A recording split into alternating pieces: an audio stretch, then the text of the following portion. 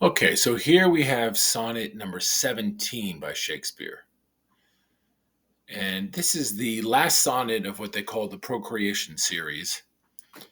And this one is interesting because it transitions into or from immortality through children to immortality through verse.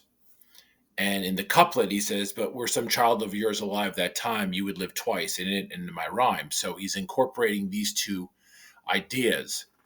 The speaker is incorporating the idea of immortality through children and immortality through verse. And so he starts off and he says, in times to come, who's going to believe my verse or my poetry that someone as beautiful as you, with such high deserts, were alive, right? They wouldn't believe it. Though yet heaven knows is but as a tomb which hides your life and shows not half your parts.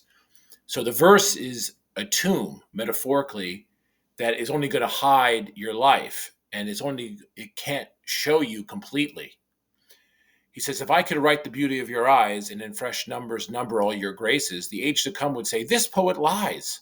Such heavenly touches ne'er touched earthly faces. So verse is not going to be enough.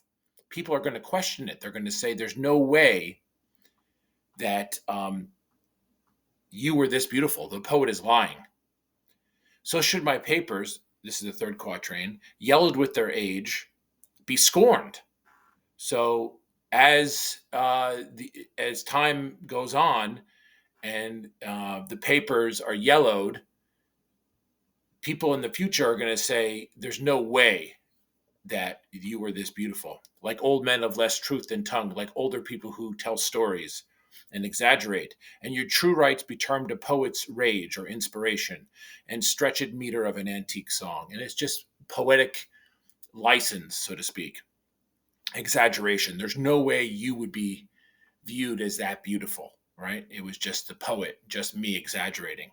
But if a child were alive that time, you would live twice in it and in my rhyme. So it's sort of like the self-deprecating in some ways with regard to the poet being able to truly uh, capture this addressee's beauty, and because of that, telling you the addressee, hey, you need to have a child, which is the continuation of the theme of procreation that we see in sonnets 1 through 16 and now 1 through 17.